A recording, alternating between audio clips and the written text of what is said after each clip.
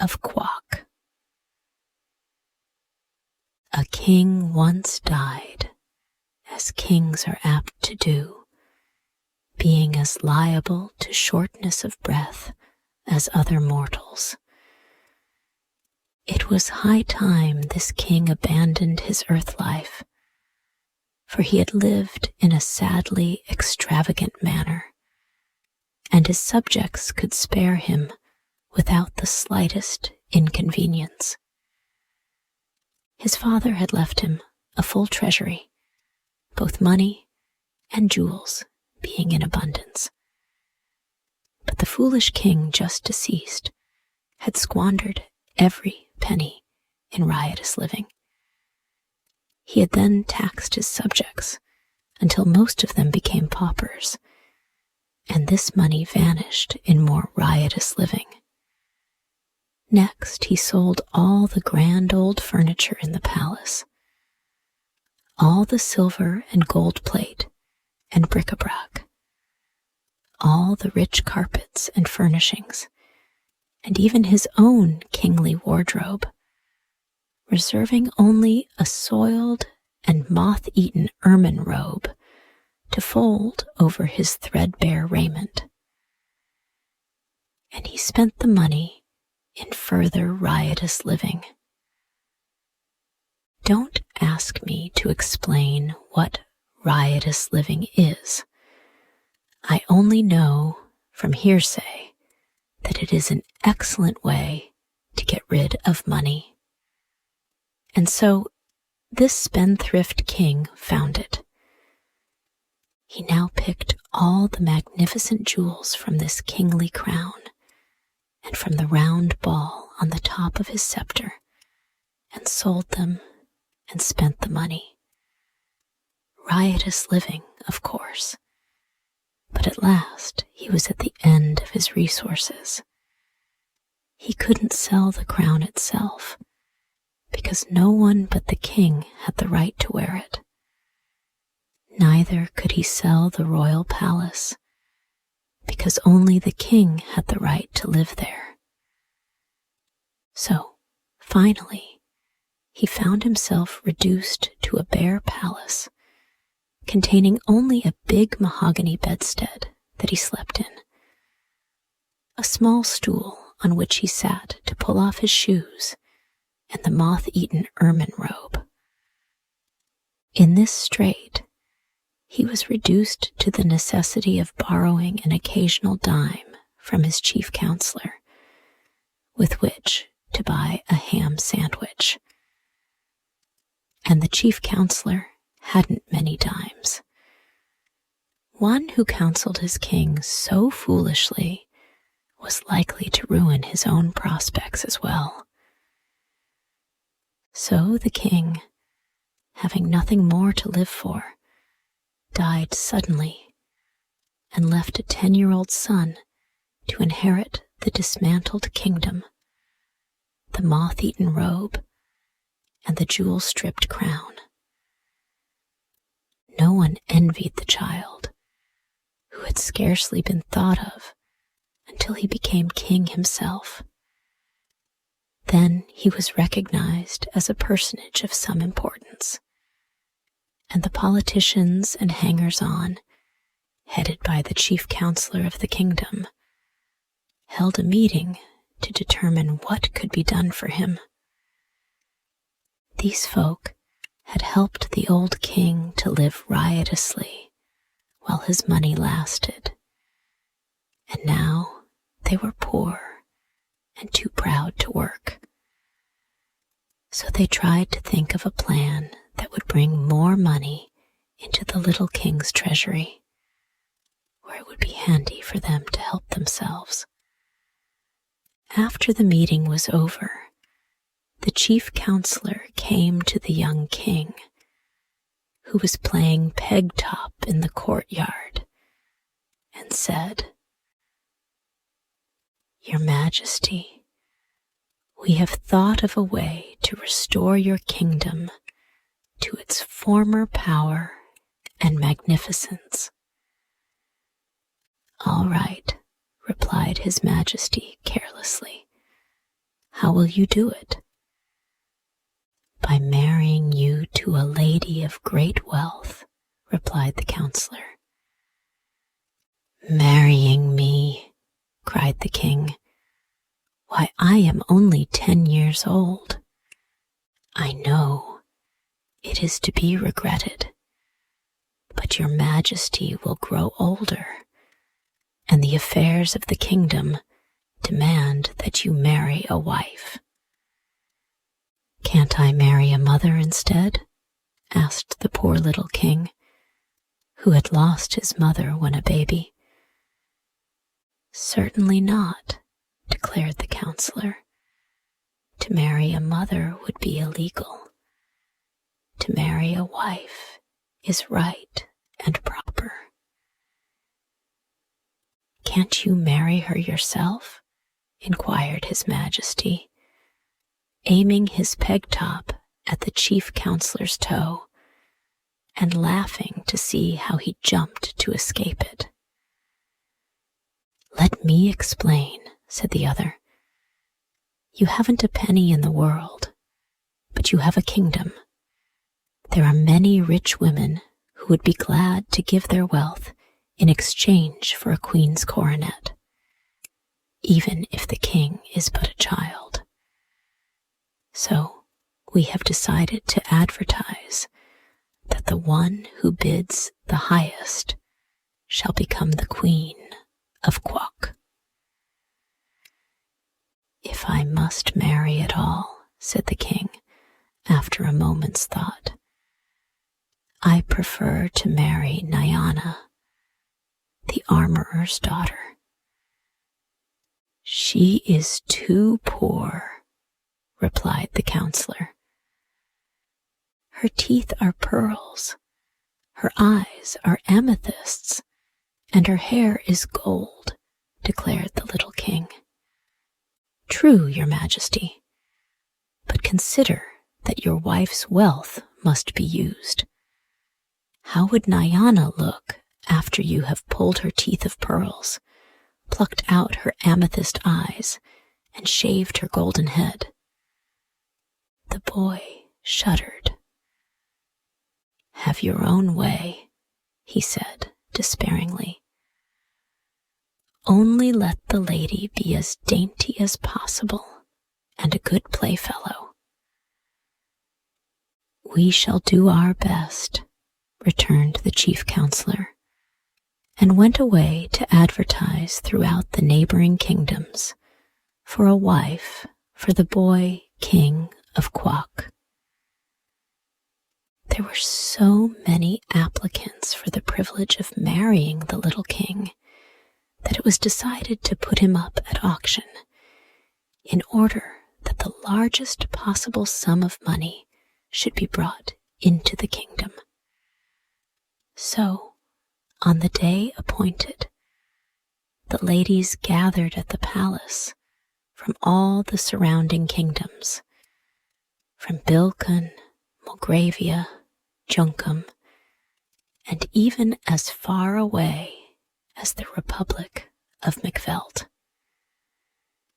The chief counselor came to the palace early in the morning and had the king's face washed and his hair combed, and then he patted the inside of the crown with old newspapers to make it small enough to fit his majesty's head.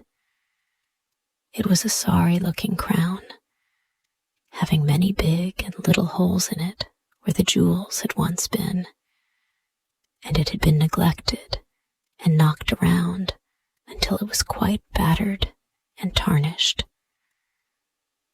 Yet, as the counselor said, it was the king's crown, and it was quite proper he should wear it on the solemn occasion of his auction. Like all boys, be they kings or paupers, His Majesty had torn and soiled his one suit of clothes so that they were hardly presentable, and there was no money to buy new ones. Therefore, the counselor wound the old ermine robe around the king and sat him upon the stool in the middle of the otherwise empty audience chamber. And around him stood all the courtiers and politicians and hangers-on of the kingdom, consisting of such people as were too proud or lazy to work for a living. There was a great number of them, you may be sure, and they made an imposing appearance. Then the doors of the audience chamber were thrown open, and the wealthy ladies who aspired to being Queen of Quook came trooping in. The king looked them over with much anxiety and decided they were each and all old enough to be his grandmother, and ugly enough to scare away the crows from the royal cornfields.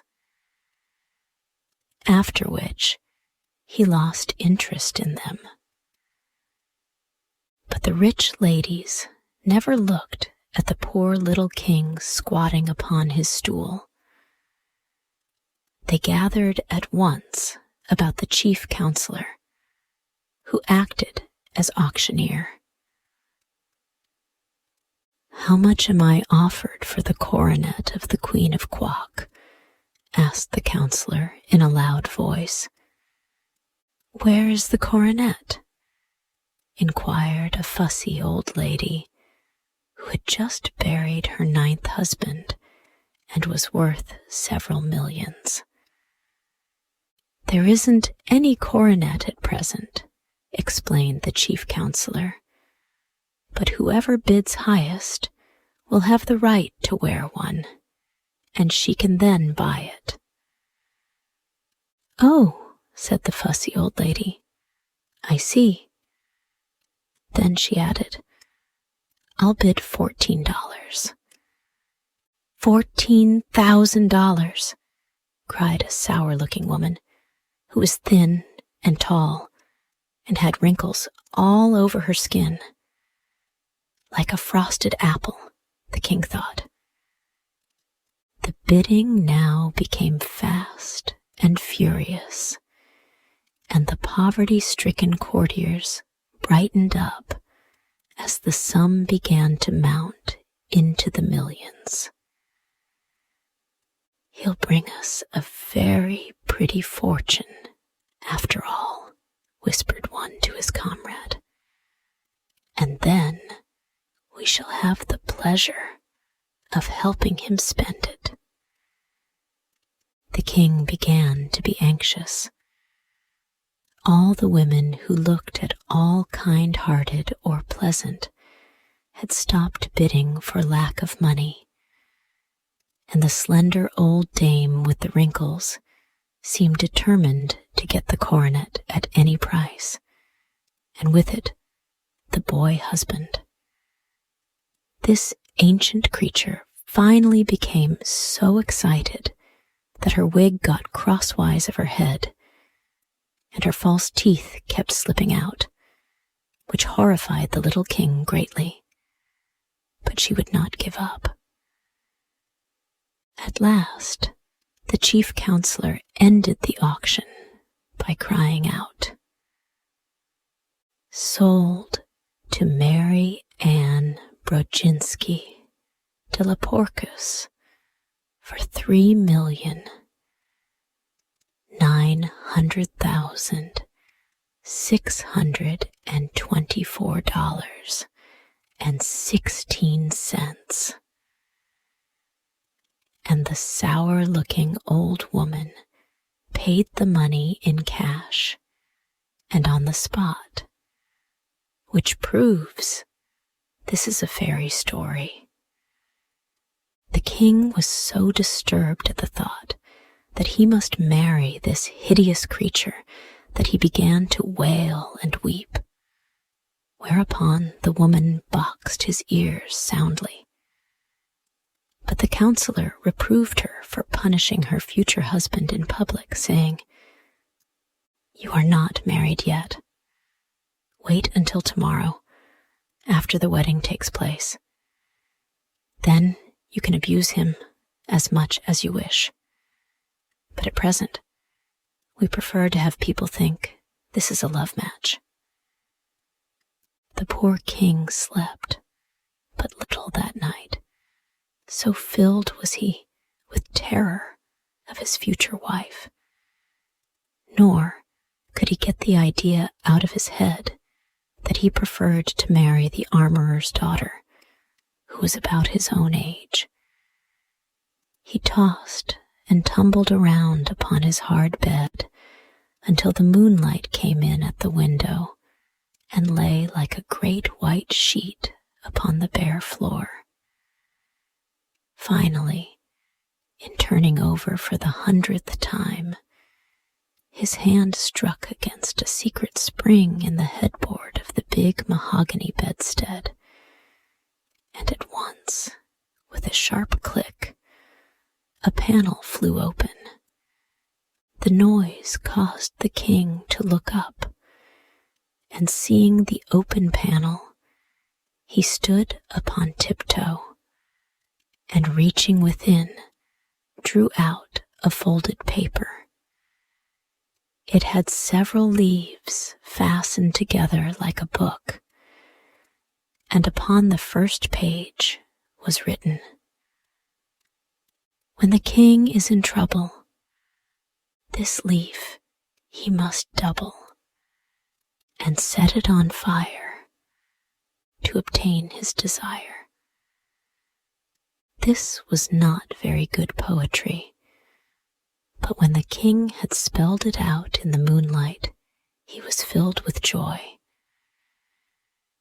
"There's no doubt about my being in trouble," he exclaimed, "so I'll burn it at once and see what happens." He tore off the leaf and put the rest of the book in its secret hiding place. Then, folding the paper double, he placed it on the top of his stool, lighted a match, and set fire to it. It made a horrid smudge for so small a paper, and the king sat on the edge of the bed and watched it eagerly.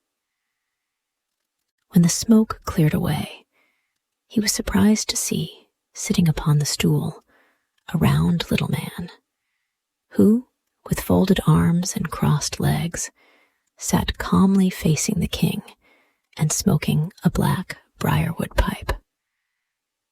"Well, here I am," said he. "So I see," replied the little king. "But how did you get here?" "Didn't you burn the paper?" demanded the round man by way of answer. "Yes, I did," acknowledged the king. "Then you are in trouble, and I've come to help you out of it. I'm the slave of the royal bedstead." "Oh," said the king, "I didn't know there was one." "Neither did your father, or he would not have been so foolish as to sell everything he had for money. By the way, it's lucky for you he did not sell this bedstead. Now then, what do you want?" "I'm not sure what I want," replied the king, "but I know what I don't want, and that is the old woman who is going to marry me." "That's easy enough," said the slave of the royal bedstead. "All you need do is to return her the money she paid the chief counselor and declare the match off. Don't be afraid. You are the king, and your word is law." "To be sure," said the majesty, "but I am in great need of money. How am I going to live if the chief counselor returns to Mary Ann Brzezinski her millions?"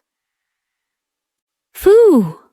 That's easy enough," again answered the man. and putting his hand in his pocket, he drew out and tossed to the king an old-fashioned leather purse. "Keep that with you," said he, "and you will always be rich. For you can take out of the purse as many 25-cent silver pieces as you wish, one at a time. No matter how often you take one out, another will instantly appear in its place within the purse." "Thank you," said the king gratefully. "You have rendered me a rare favor, for now I shall have money for all my needs and will not be obliged to marry anyone. Thank you 1,000 times." "Don't mention it," answered the other, puffing his pipe slowly and watching the smoke curl into the moonlight. "Such things are easy to me. Is that all you want?" "All I can think of just now," returned the king. "Then please close that secret panel in the bedstead," said the man. "The other leaves of the book may be of use to you some time." The boy stood upon the bed as before, and reaching up, closed the opening so that no one else could discover it. Then he turned to face his visitor, but the slave of the royal bedstead had disappeared. "I expected that," said His Majesty, "yet I am sorry he did not wait to say goodbye." With a lightened heart and a sense of great relief, the boy king placed the leathern purse underneath his pillow, and climbing into bed again, slept soundly until morning. When the sun rose, His Majesty rose also, refreshed and comforted, and the first thing he did was to send for the chief counselor. That mighty personage arrived, looking glum and unhappy, but the boy was too full of his own good fortune to notice it. Said he, "I have decided not to marry anyone, for I have just come into a fortune of my own. Therefore I command you return to that old woman the money she has paid you for the right to wear the coronet of the Queen of Quook, and make public declaration that the wedding will not take place." Hearing this, the counselor began to tremble, for he saw the young king had decided to reign in earnest, and he looked so guilty that His Majesty inquired, "Well, what is the matter now?" "Sire," replied the wretch in a shaking voice, "I cannot return the woman her money, for I have lost it." "Lost it?" cried the king, in mingled astonishment and anger. "Even so, your Majesty. On my way home from the auction last night, I stopped at the drugstore to get some potash lozenges for my throat, which was dry and hoarse with so much loud talking. And your Majesty will admit, it was through my efforts the woman was induced to pay so great a price.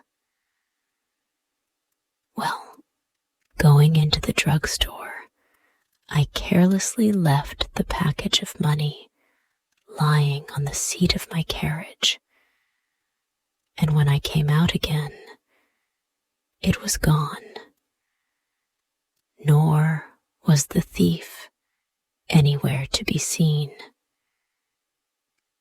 "Did you call the police?" asked the king. "Yes, I called, but they were all on the next block, and although they have promised to search for the robber, I have little hope they will ever find him." The king sighed. "What shall we do now?" he asked. "I fear you must marry Mary Ann Brodzinski," answered the chief counselor, "unless, indeed, you order the executioner to cut her head off." "That would be wrong," declared the king. "The woman must not be harmed, and it is just that we return her money, for I will not marry her under any circumstances." "Is that private fortune you mentioned large enough to repay her?" asked the counselor.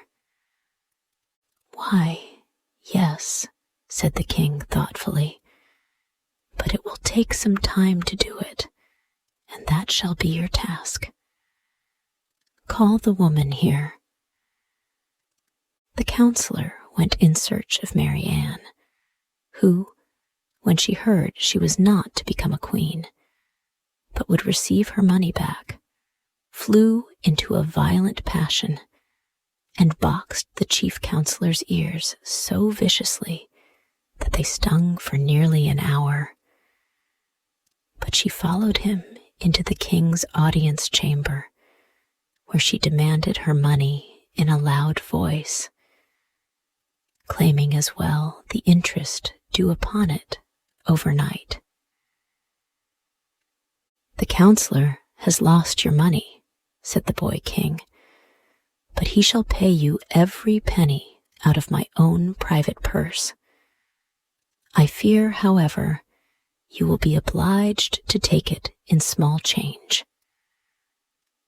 "That will not matter," she said, scowling upon the counselor, as if she longed to reach his ears again. "I don't care how small the change is, so long as I get every penny that belongs to me. And the interest, where is it?" "Here," answered the king, handing the counselor the leathern purse. "It is all in silver quarters, and they must be taken from the purse one at a time, but there will be plenty to pay your demands and to spare."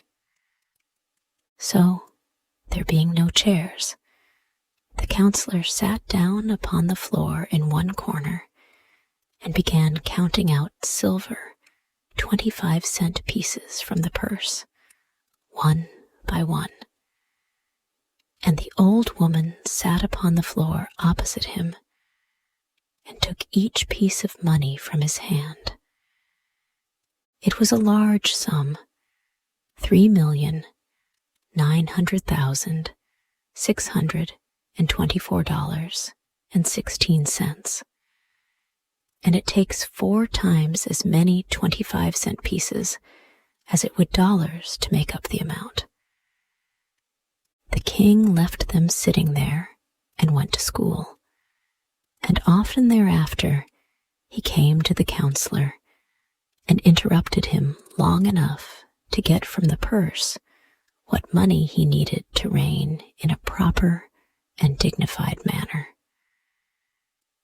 This somewhat delayed the counting, but as it was a long job anyway, that did not matter much. The king grew to manhood and married the pretty daughter of the armorer, and they now have 2 lovely children of their own. Once in a while, they go into the big audience chamber of the palace and let the little ones watch the aged, hoary-headed counselor count out silver 25-cent pieces to a withered old woman who watched his every movement to see that he does not cheat her. It is a big sum, 3,900,624 $24.16 in 25-cent pieces. But this is how the counselor was punished for being so careless with the woman's money. And this is how Mary Ann Brodzinski de la Porcus was also punished for wishing to marry a 10-year-old king in order that she might wear the coronet of the Queen of Quok.